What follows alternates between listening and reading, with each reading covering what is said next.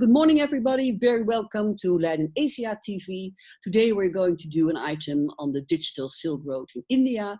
And we do so because one of our researchers, Richard Ghiasy, is initiating a cooperation with the Institute of Peace and Conflict Studies in New Delhi, our partner in this particular project. And we just issued a study with them on the impact of the digital Silk Road in India, and that is what this interview is about.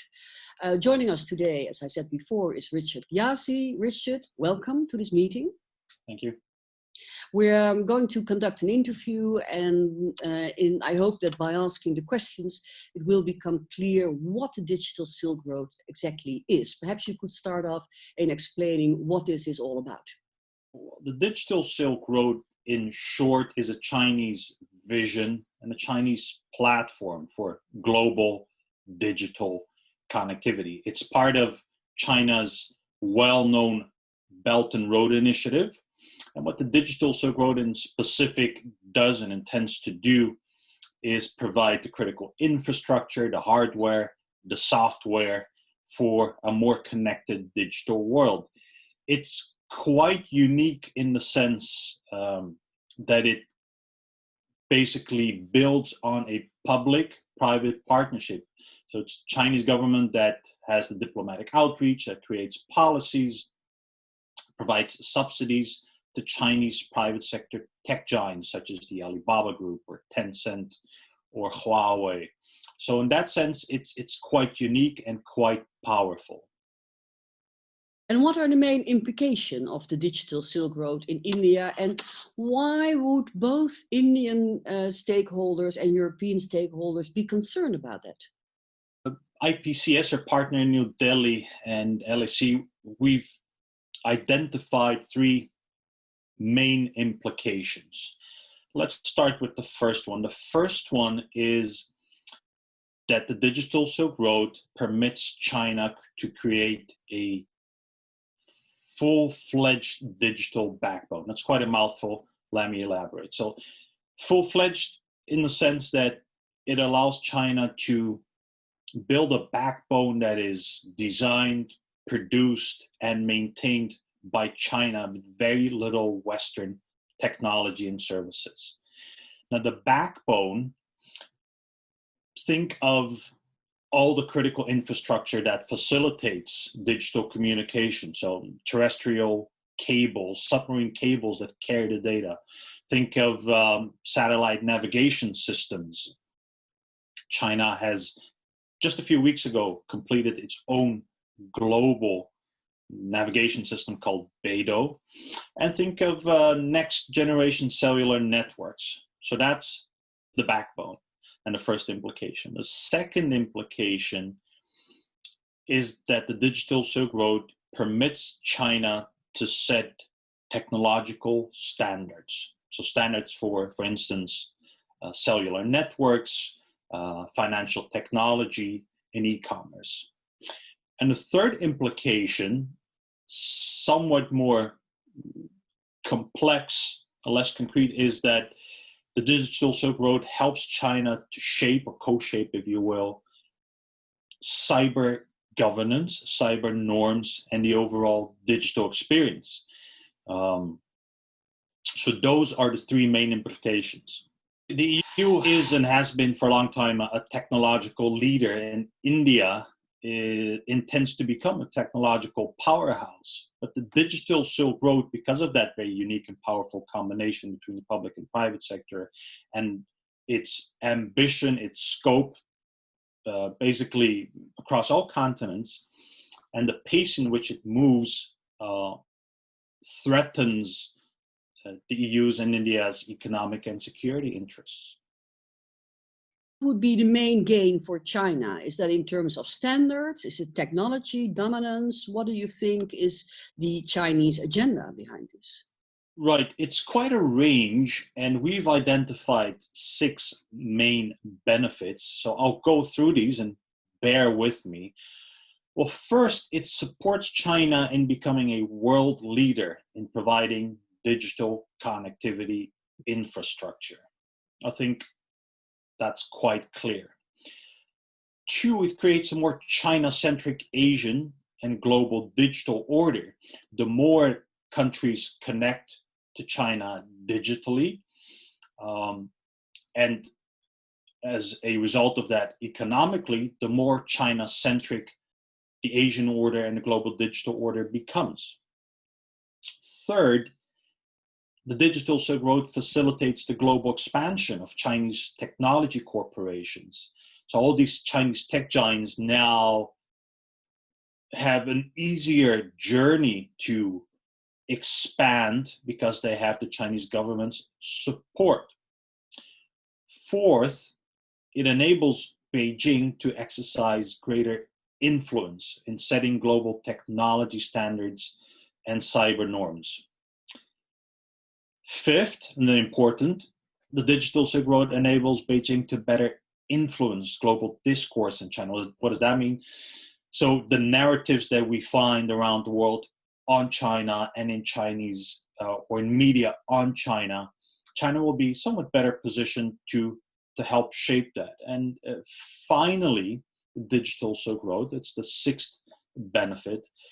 It potentially, and I must underline potentially, it enables Chinese businesses and authorities to access large pools of foreign data. Now, I'm sure you can agree that that is quite an impressive list of benefits. Absolutely.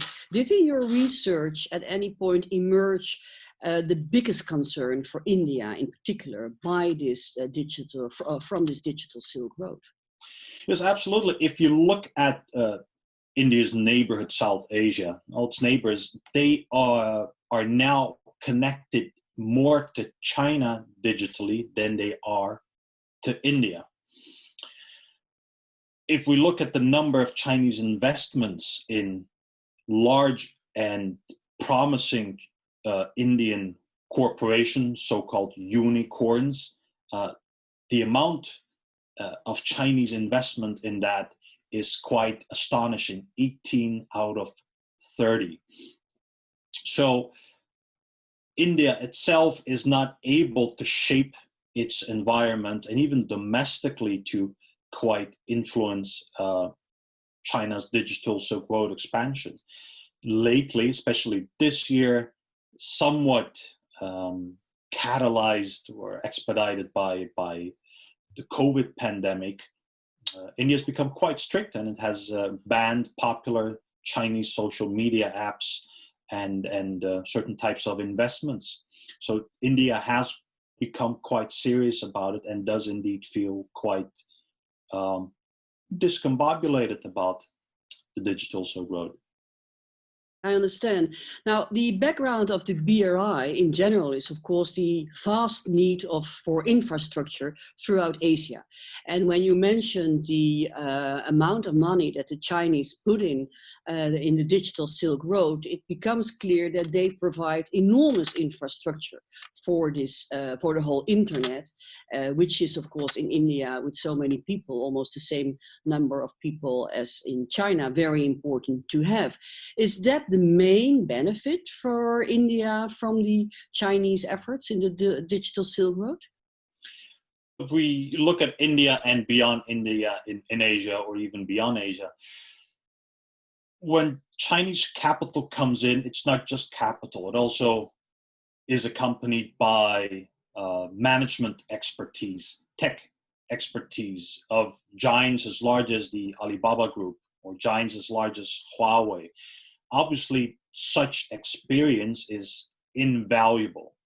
Now, these investments are obviously not silo investments. They trickle down. They create a myriad of other small, medium, and large businesses that co-depend on it or are facilitated by it. But by and large, India, South Asia, and the rest of Asia, they indeed have a critical digital infrastructure gap. Now, Digital Silk Road is trying to address that gap. That capital is very welcome. A lot of these recipients, they don't necessarily care, especially at the the level of the local population, where the technology is from. They'd like to be connected. Take Myanmar. Now, Myanmar's 4G penetration rate, so the amount of people of the population that has access to 4G, is less than 20%. Home-based broadband is not even 2%. Now, Huawei is at the moment in Myanmar trying to up those numbers and even leapfrog to 5G. Now, obviously, that makes a tremendous difference for local production processes, for local logistical processes, but even as, and in particular these days, important for medical processes. So what the digital Silk Road is trying to achieve both for China and the local population is tremendously valuable. And I'd like to add that ultimately, if markets in Myanmar or elsewhere become more connected, start to thrive, obviously that is useful for EU and Indian economic interests too. Yeah. Is there any parallel to be seen between the India security interests vis-a-vis 5G, for instance, and the European interests? I mean, would it make sense for India and Europe to cooperate in that particular sense, or to coordinate their policies? Right. Well, that is something that we at LAC and their partner IPCS in New Delhi will look at in the second component of our cooperation on this project. What specifically brings them together, where their strengths and weaknesses, and how they could cooperate. But what we do know so far is that both entities, the EU and India, are concerned about China's technological rise. They are concerned about the pace in which it moves, the nature of the partnership that I mentioned, the PPP. But they are also concerned because China brings a certain philosophy, a certain notion of digital authoritarianism with it. And this conflicts well, very much so with the EU's perspective on cyber governance and the nature of it, but to a large extent that of India as well. Richard, thank you very much for a very concise and comprehensive set of answers to the questions we had. Now, this is also meant, this video, to raise interest in a webinar that we have together with our Indian partner, the IPCS, on September 24 at 11 o'clock. This will be announced on the LeidenAsiaCentre website. Very easy address. And you can subscribe, and then you will receive a link for participating in this webinar that, as I said, will take place on September 24 at 11 o'clock Amsterdam Leiden time. And in the meantime, if you're really interested, please do read the report that was also published on our website, so that you are prepared and that you can participate in this particular seminar. Thank you very much, Richard, for joining us, and we'll be seeing each other again, digitally at least, on September 24. Thank you very much. Thank you.